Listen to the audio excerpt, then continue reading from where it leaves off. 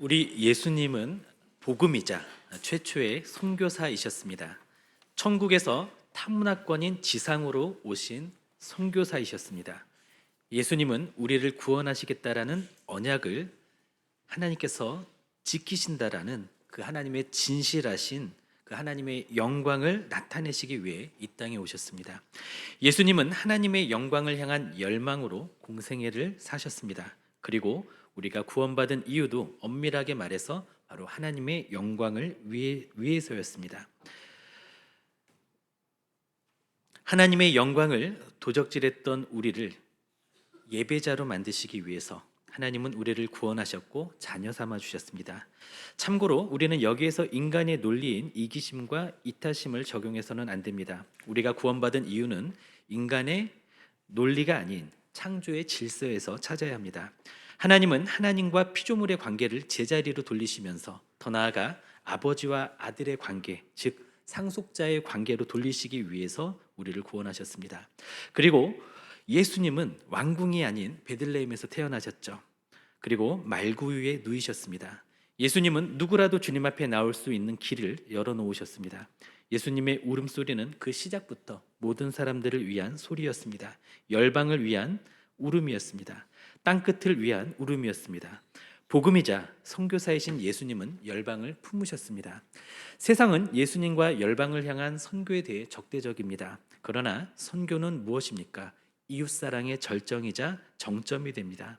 성삼위 하나님은 사랑의 본체이시며 선교의 하나님이시며 선교의 열심이셨습니다. 성부 하나님은 구약 때부터 선교의 하나님이셨습니다. 성자 예수님은 최초의 선교사이셨습니다. 성령 하나님은 선교의 영이십니다. 따라서 그리스도의 몸된 교회는 선교의 열심이어야 합니다. 로마서 1장부터 11장까지는 복음의 진리에 대한 말씀이었습니다. 그리고 12장부터는 우리의 몸으로 산제사를 드리는 삶, 즉 복음의 실천에 대한 말씀이었습니다. 그리고 그 실천적인 결론이 바로 선교였습니다. 그것이 2주 전에 함께 나누었던 로마서 15장 13절까지의 말씀이었습니다. 거기까지가 복음의 실천에 대한 모든 가르침이었고 사도 바울은 로마에 있는 그리스도인들을 향해서 자신이 전하고자 했던 모든 메시지를 전했습니다. 그리고 오늘 본문은 바울 자신이 회심한 이후에 가졌던 정체성의 각성과 선교 사역 중에 나타났던 성령 하나님의 역사와 능력에 대한 각성, 그리고 인생의 방향성과 목표, 즉 비전에 대한 각성에 대한 세 가지 각성에 대해서 개인적인 자신의 체험과 그리고 성도를 향한 권고를 말씀하고 있습니다. 그런데 이러한 것들은 우리도 해야 할 각성들입니다. 오늘 말씀은 그리스도인 그리고 교회의 신분의 각성, 능력의 각성, 비전의 각성에 대한 부분입니다. 이 말씀을 함께 살펴보기를 원합니다. 첫 번째로 신분을 각성해야 합니다. 우리는 모두 복음의 제사장들입니다. 로마서 12장은 어떻게 시작합니까? 우리 가까우니까 한번 찾아보겠습니다. 12장 1절입니다. 로마서 12장 1절 같이 읽겠습니다. 그러므로 형제들아 내가 하나님의 모든 자비하심으로 너희를 권하노니 너희 몸을 하나님이 기뻐하시는 거룩한 산 제물로 드리라. 이는 너희가 드릴 영적 예배니라. 아멘. 너희 몸을 하나님이 기뻐하시는 거룩한 산 제물로 드리라. 그것이 영적 예배다라고 말씀하고 있습니다. 제물은 죽여서 드리는 것이죠. 그러나 이전 것은 지나고 새로운 피조물이 된 그리스도인들은 자신이 스스로가 제사장이 되어서 살아있는 죽음인 산 제사를 드릴 수 있게 되었습니다. 우리 모두는 자신의 몸을 드리는 영적 예배를 드려야 합니다. 그리스도인들인 우리들에게는 신분의 반전, 재물의 반전이 일어난 것이죠. 바울은 그것을 몸소 체험했습니다. 다시 로마서 15장으로 돌아와서요. 15장 16절과 17절을 함께 읽겠습니다. 있습니다. 이 은혜는 곧 나로 이방인을 위하여 그리스도 예수의 일꾼이 되어 하나님의 복음의 제사장 직분을 하게 하사 이방인을 제물로 드리는 것이 성령 안에서 거룩하게 되어 받으실 만하게 하려 하심이라. 그러므로 내가 그리스도 예수 안에서 하나님의 일에 대하여 자랑하는 것이 있거니와. 아멘.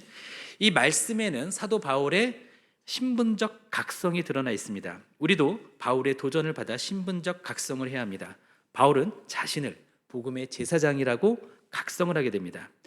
제사장과 제물에 대해서 잠시 생각해 보기를 원합니다. 구약 시대 때의 제사장은 어떤 사람들이었습니까? 백성을 대표해서 하나님 앞에 나아가는 사람들이었습니다. 그리고 하나님의 뜻을 전달받는 사람들이었습니다. 그런데 제사장은 되고 싶다고 해서 되는 것이 아니었습니다. 이스라엘 12지파 중에서 레위 지파의 사람들만, 또 그 중에서 일부만이 제사장이 될 수가 있었습니다. 제사장직은 혈통에 따른 세습직이었습니다. 그런데 바울은 제사장이 될 수 있는 레위 지파 사람이 아니었습니다. 그는 베냐민 지파의 사람이었죠. 그는 바리새인으로서, 또 구약에 정통한 신학자인 학자로서 어떻게 자신을 제사장이라고 말할 수 있었을까요? 그것은 그가 영적으로 각성했기 때문입니다. 사도 바울은 복음으로 인하여 각성할 수가 있었습니다. 그렇게 바울은 복음의 제사장으로서 신분의 각성을 했습니다. 그리고 구약 성경에서 제사장의 직무는 기본적으로 제사 또는 제물을 하나님께 바치는 것이었습니다. 하나님께 용서를 구하며 속죄의 의미를 드리는 속죄 제물, 그리고 감사함으로 섬기며 하나님께 영광을 돌리겠다라는 번제 제물, 그리고 감사 제물, 이것이 바로 제사장이 드려야 할 것, 해야 할 직무였습니다. 제사장의 직무는 개인이나 공동체 전체를 대신해서 이런 제사를 드렸던 것이죠. 그런데 신약 성경은 예수님께서 최종적이고 완전한 속죄 제물이 되셨다라고 말씀하고 있습니다. 따라서 우리 그리스도인들은 그리스도의 대속하심에 감사해서 자신을 산 제물로 드리는 그러한 삶을 살아야 됩니다. 여기에 더해서 사도 바울은 이방인 그리스도인들이야말로 하나님께 바치는 자신의 제물이다라고 표현을 합니다. 바울은 복음 전도를 하나님께 감사하고 찬양하는 하나의 방법으로 생각을 했습니다. 복음 전도를 예수님께서 자신에게 베푸신 것에 대한 보답으로서 하나님께 바치는 제물이라고 표현한 것이죠. 이와 마찬가지로 우리의 복음 전도도 그리스도께 우리 자신을 제물로 바치는 것입니다. 모든 그리스도인들은 바울과 같이 영혼을 드리는 제사장, 복음의 증인이 되어야 하는 것이죠. 베드로 사도도 모든 그리스도인들의 신분에 대해서 선언을 합니다. 베드로전서 2장 9절 말씀인데요, 제가 읽겠습니다. 그러나 너희는 택하신 족속이요 왕같은 제사장들이요 거룩한 나라요 그의 소유된 백성이니 이는 너희를 어두운 데서 불러내어 그의 기이한 빛에 들어가게 하신 이의 아름다운 덕을 선포하게 하려 하심이라. 아멘. 우리 옆에 계신 분들과 함께 인사 나누겠습니다. 성도님은 왕 같은 제사장입니다. 이렇게 한번 인사 나누겠습니다. 한번 옆에 계신 분에게 자신을 한번 소개해 볼까요? 저는 왕 같은 제사장입니다. 이렇게 한번 소개를 해볼까요? 네. 혹시라도 자신을 무술이나 머슴으로 여기고 살아오셨다면 이제는 각성하시기 바랍니다. 우리는 모두 왕 같은 제사장들입니다. 두 번째로 우리 안에 성령의 능력이 있음을 각성해야 합니다. 우리에게는 성령의 능력이 나타나야 합니다. 하나님께서는 전도자들과 선교사들에게 강력히 역사하십니다. 로마서 15장 18절 그리고 19절 상반절을 함께 읽겠습니다. 그리스도께서 이방인들을 순종하게 하기 위하여 나를 통하여 역사하신 것 외에는 내가 감히 말하지 아니하노라. 그 일은 말과 행위로 표적과 기사의 능력으로 성령의 능력으로 이루어졌으며. 아멘. 사도 바울이 선교하는 동안 하나님께서는 바울을 통해 표적과 기사와 능력을 나타내셨습니다. 전도와 선교는 영적인 전쟁이죠. 불신 영혼들은 단순히 눈에 보이는 그런 세계 안에만 있지 않습니다. 그 배후에는 영적인 세력이 있고 영적인 세력이 그 영혼들을 사로잡고 있습니다. 우리가 전도할 때, 우리가 선교할 때 부딪히는 이유가 여기에 있는 것이죠. 우리는 배후의 영들과 싸워야 합니다. 그러나 이것은 우리들의 힘으로는 할 수 없는 일입니다. 그래서 성령 하나님은 전도와 선교의 현장에서 표적과 기사의 능력으로 함께 하십니다. 그리고 성령님은 오늘날에도 전도와 또 선교의 현장에서 생생하게 일하십니다. 우리도 전도와 선교의 현장에서 우리 안에 계신 성령의 능력으로 각성하기를 원합니다. 요즘에는 영상 촬영 기술이 비약적으로 발전을 해서 다양한 촬영들이 가능해졌습니다. 타임랩스라는 기법을 통해서 파프리카의 씨앗 하나를 땅에 심은 것을 2달 동안 관찰한 그런 촬영물을 얼마 전에 보았습니다. 고추 씨앗만한 작은 씨앗이 60열 만에 화분을 가득 채우도록 자라나는 것을 보았습니다. 저는 이것을 각성이라고 부르고 싶습니다. 정주된 것 같은 생명이 뿌리와 줄기를 뻗어 자라나는 것, 이것을 각성이라고 부르고 싶습니다. 씨앗에는 생명력이 있죠. 하나님께서는 우리에게 그와 같은 생명력, 성령의 능력을 주신 줄로 믿습니다. 우리는 그 생명력을 각성하기를 원합니다. 성령의 능력으로 깨어나기를 원합니다. 우리 제자들 교회는 선교를 위해서 설립되었습니다. 교회는 당연히 그려야 하지만 예수님의 마음을 실천하는 교회는 많지가 않습니다. 한국에는 교회들이 많지만 지구본을 품으신 예수님의 마음을 가진 교회는 많지 않다라는 얘기죠. 그 예수님의 마음을 헤아리는 마음으로 제자들 교회는 시작되었습니다. 그리고 이제는 그 시작과 준비를 거쳐서 코로나와 세대 교체라는 숙성기를 거쳐서 이제는 줄기를 뻗고 잎과 꽃을 피울 시기입니다. 우리 세대에 열매까지 맺을 수 있을지는 잘 모르겠습니다. 다만 하나님의 카이로스에 맞춰서 현 시대에 우리가 가야 할 길을 완주하기를 원합니다. 하나님께서는 우리가 걷는 선교의 여정에 능력을 더해 주실 것입니다. 성령의 다양한 표적과 은사들을 나타내 주실 것입니다. 한 가지 더, 이때 우리는 그 은사가 하나님께로부터 왔는지 확인할 필요가 있습니다. 그것을 확인할 수 있는 시약은 바로 사랑과 겸손입니다. 우리가 어떤 능력을 각성하고 그 능력으로 위대한 업적을 이룬다고 해도 그 말미에 사랑과 겸손이 없다면 그것은 하나님의 영광을 위한 것이 아니라 그저 자아 실현에 불과한 것이기 때문에 그렇습니다. 우리는 오늘부로 성령의 능력으로 각성하기를 원합니다. 전도를 실천해 보면, 선교를 실천해 보면 우리를 통해 역사하시는 성령의 능력을 경험하게 되실 것입니다.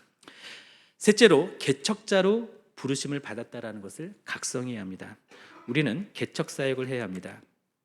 사도 바울은 이방인의 사도로 부르심을 받았습니다. 바울은 특별히 예배가 없는 곳에 예배자를 세우기 위해 교회를 개척했습니다. 선교를 했습니다. 우리 로마서 15장 19절 중간부터 21절까지 같이 읽겠습니다. 그리하여 내가 예루살렘으로부터 두루 행하여 그리스도의 복음을 편만하게 전하였노라. 또 내가 그리스도의 이름을 부르는 곳에는 복음을 전하지 않기를 힘썼노니 이는 남의 터 위에 건축하지 아니하려 함이라. 기록된 바 주의 소식을 받지 못한 자들이 볼 것이요 듣지 못한 자들이 깨달으리라 함과 같으리라. 아멘. 사도 바울은 예루살렘으로부터 일루리곤까지 복음을 편만하게 전했습니다. 일루리곤은 오늘날의 보스니아 지역을 말합니다. 바울은 예루살렘으로부터 보스니아까지 복음을 편만하게 전했습니다. 사도 바울은 평생 동안 선교 여행을 하면서 교회 개척 사역을 했습니다. 메멋 타스리알란이라는 분은 한 가지 연구를 했는데요. 바울이 선교 여행을 했던 거리가 무려 2만 킬로미터에 달한다라고 합니다. 바울은 그중 대부분을 걸어서 여행을 했죠. 2만 킬로미터면 지구 반바퀴입니다. 서울과 부산과의 거리는 고속도로로 430킬로미터인데요. 2만 킬로이면 서울과 부산을 무려 47번을 간 것이죠. 사도 바울은 슈퍼 뚜벅이었습니다. 아니, 바울은 슈퍼 개척자였습니다. 바울의 그러한 헌신으로 복음은 편만해졌습니다. 그리고 또 눈여겨볼 것은 바울은 거점 사역을 했다라는 것입니다. 주요 도시들에서 도시 선교를 했습니다. 빌립보 같은 유럽의 첫 관문 도시, 고린도와 같은 사통팔달의 무역 도시, 당시 최대의 상업지이자 교통의 중심지였던 에베소와 같은 도시들에서 전략적인 선교 사역을 했습니다. 교회를 개척하는 개척 사역을 했습니다. 그러면 그러한 주요 도시들에서 전도되고 양육된 성도들이 인근 지역에 흩어져 복음을 또 전했습니다. 그렇게 해서 복음은 로마의 동맥인 로마의 길을 타고 유럽과 아시아의 오장 육부에 흘렀습니다. 그리고 모세 혈관을 타고 각 지역으로 편만해졌습니다. 우리 교회도 도시에 있습니다. 도심은 아니지만 신도시와 신신도시 사이에 있습니다. 여기에는 지리적인 이점이 있습니다. 우리 지역에는 신세대와 구세대가 공존합니다. 그리고 외국인 근로자와 다문화 가정들이 다양하게 주변에 분포해 있습니다. 그리고 우리 교회가 궁극적으로 드려야 할 재물은 바로 이 도시에 있는, 이 지역에 있는 영혼들입니다. 우리 교회 비전을 알고 계십니까? 우리 교회 홈페이지에 보면 5가지로 요약되어 있는데요. 첫 번째는 바로 내면의 복음화입니다. 무늬만 그리스도인이 아닌 전 인격적인 그리스도인을 만드는 것이 첫 번째 비전입니다. 두 번째 비전은 바로 가정의 복음화입니다. 사랑하는 가족들을 방치할 수는 없죠. 또한 교회와 같은 가정을 만드는 것이 두 번째 비전입니다. 세 번째 비전은 바로 세대의 복음화입니다. 다음 세대를 미전도 종족이라고 생각하고 전도와 선교하는 마음으로 우리들의 자녀들과 다음 세대에 복음을 전하는 것입니다. 저는 내년까지 그 예수 명가라는 제목의 자체 교재를 만들 생각입니다. 가정에서 부모가 자녀에게 복음과 기독교적인 세계관, 삶에 대한 바른 태도, 그리스도인의 품위를 가르쳐서 함께 실천할 수 있도록 교재를 구성하려고 합니다. 바르게 서 있기, 바르게 앉기, 바르게 걷기, 바르게 식사하기 등 예수님을 믿는 가정에 기품 있는 전통을 세워나갈 수 있도록 실천과 적용 중심의 책을 만들 계획입니다. 365일 실천할 수 있는 항목들을 분기별 나선형 학습으로 52주 점검 방식으로 책을 구성할 생각입니다. 이 교재는 내면의 복음화, 가정의 복음화, 세대의 복음화를 구체화할 수 있을 것입니다. 그리고 네 번째 비전은 바로 지역의 복음화입니다. 하나님께서는 일산과 파주의 경계선에 우리의 교회를 세우셨죠. 우리 교회는 신도시와 신신도시 사이에 있는 이유가 있습니다. 우리 교회는 신도시에 세워져서 저력을 키워왔고 안정감을 찾고 활력을 얻고 있는 중입니다. 신신도시에서는 이 저력에 열정을 더하고 그 열정을 균형 있게 사용해서 교회의 교회적인 사명을 감당하고자 합니다. 이 지역의 불신 영혼들에게 복음을 지속적으로 전할 것입니다. 현재 전도소 그룹과 또 노방 전도팀이 이 일을 위해서 헌신하고 계십니다. 그리고 우리 교회 옆에는 또 고등학교가 둘이나 있죠. 우리 교회의 지역적인 사명이 큽니다. 그리고 인터넷상으로도 이것을 가속화시키기 위해서 미디어부가 노력하고 있습니다. 코로나 이후에 부쩍 늘은 성도들이 있습니다. 바로 가나안 성도들입니다. 가나안을 거꾸로 하면 안 나가죠. 그래서 교회 안 나가는 성도님들이 많이 늘었다고 합니다. 교회 안 나가고 온라인 예배로 퉁치는 그런 교인이 늘었다라는 얘기죠. 저는 이러한 분들을 잃어버린 영혼이라고 생각을 합니다. 이런 분들을 찾고 초대하기 위해서 유튜브를 활용하고 있습니다. 올해는 이것을 보다 더 잘 활용하려고 합니다. 유튜브에서 제자들 교회 일산을 치면은 우리 교회 채널이 나옵니다. 많이 알려질 수 있도록 좋아요, 구독, 알림 설정까지 해주시면 좋겠습니다. 그리고 다섯 번째로 우리 교회의 비전은 세계의 복음화입니다. 우리 교회는 세계 선교를 위해 설립이 되었습니다.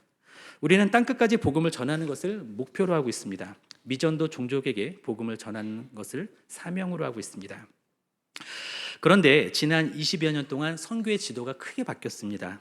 하나님께서는 땅끝의 영혼들을 한국으로 보내주고 계십니다. 케냐, 나이지리아, 우간다, 가나, 튀르키예, 이라크, 시리아, 파키스탄, 방글라데시, 인도, 스리랑카, 태국, 베트남, 미얀마, 중국, 우크라이나, 우즈베키스탄, 몽골 등 세계의 사람들이 우리나라로 지속적으로 몰려오고 있습니다.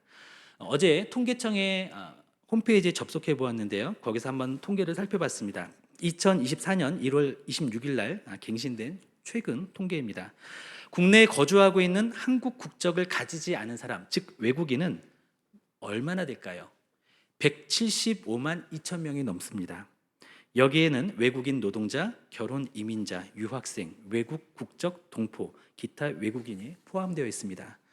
한국 국적을 취득한 외국인은 22만 4천 명입니다. 그리고 외국인 주민 자녀는 28만 2천 명입니다. 합산을 해보면 이렇습니다. 국내에 거주하고 있는 타문화권 외국인, 한국 국적을 취득하거나 취득 중인 다문화 가정과 자녀들을 합하면 225만 8천 명입니다. 너무나 많죠. 2030년까지는 300만 명에 달할 것으로 추정하고 있습니다. 외국인이 내국인의 5%가 넘어가면 그 국가는 통계적으로 다문화 국가로 분류가 됩니다. 우리나라는 늦어도 2030년경에는 통계적으로 다문화 국가가 되는 것이죠. 지난 설날 국내 타문화 선교부에서 이 지역에 사는 외국인 근로자분들과 가정을 초대해서 설날 행사를 가졌습니다. 다음 주에는 영상을 준비해서 1층 카페에서 틀어드리려고 합니다. 좀 같이 공감해 주시고 많이 동참해 주시면 좋겠습니다. 그리고요, 우리 교회의 롤 모델은 유대인과 이방인이 하나가 되어 선교사를 파송했던 안디옥 교회가 롤 모델입니다. 그리고 선교사 바울이 두란노 서원에서 유대인과 이방인을 함께 제자 훈련을 시켰죠. 그리고 그 교회의 감독으로 그가 전도 여행 중에 제자 삼은 디모데라고 하는 젊은이를 그 교회의 감독으로, 목회자로 세웠습니다. 그래서 에베소 교회가 세워지게 되었죠. 우리 교회도 그와 같이 및 전도 종족 가운데 그와 같은 공동체를 세워나가는 것, 그것이 비전입니다. 현재 우리 교회는 미 전도 종족에게 선교사를 파송하고 미 전도 종족에게 선교하는 선교사님들과 협력하는 사역을 하고 있습니다. 현재 우리가 협력하고 있는 곳은 에티오피아, 미얀마, 파키스탄, 베트남, 요르단, 그리고 연구 기관인 UPMA 미전도 종족 선교 연대입니다. 그리고 훈련 기관인 GMTC 한국 선교 훈련원과 함께하고 있습니다. 그리고 국내에서 다문화 사역을 하고 있는 두 분의 전도사님들을 또 저희가 지원하고 있습니다. 그리고 자체적으로 2주 후에는 일본으로 우리 함께 성장했던 김지훈 선교사님, 김가진 선교사님을 파송하게 될 것입니다. 그리고 8월 달에는 중동 지역으로 또 한 가정, 바로 권명재 선교사님, 조지현 선교사님을 파송하게 될 것입니다. 그리고 소망하는 것은 국내 타문화 사역을 통해서 외국인 분들에게 제자 훈련을 해서 그분들이 선교사가 되어서 모국으로 돌아가 본인의 민족을 위한 선교사가 되는 것을 놓고 기도하고 있습니다. 이것을 위해 저도 영어 설교와 영어 예배 인도, 영어 제자 훈련이 가능하도록 영어 공부를 시작하려고 계획 중에 있습니다. 향후 1년 정도면 시행할 수 있을 것 같습니다. 그리고 2년 정도면 숙달될 수 있을 것 같습니다. 저와 여러분들은 복음의 제사장이 되어서 하나님께 제산을 드리는 제사가 아니라 영혼을 드리는 제사를 드리기를 원합니다. 그러한 제사장들이 되기를 원합니다. 그리고 여러분들에게 지금까지 비전이 없었다면 말씀드렸던 이와 같은 비전에, 교회 비전에 동참해 주실 것을 권고합니다. 지금까지 재물을 쫓는 야망은 있었지만 하나님의 나라를 향한 비전이 없었다면 함께 각성해서 교회 비전을 함께 이루어 나가시기를 바랍니다. 그리고 우리 또 청년들 꼭 각성하시기를 바랍니다. 영적인 잠에서 깨어나서 세계를 품는 그리스도인들이 되시기를 바랍니다. 바라기에 우리 모두는 복음의 제사장이라는 신분을 각성하고 우리 안에 성령의 능력이 있다라는 것을 각성하고 개척자로 부르심을 받았다라는 것을 각성해서 우리 몸을 산 제사로 드릴 뿐만 아니라 영혼들에게 복음을 전함으로써 우리 모든 영혼은, 세상에 있는 영혼들을, 불신 영혼들을 변화시켜 주님께 올려드리는 믿음의 삶이 되시기를 예수님의 이름으로 축원드립니다.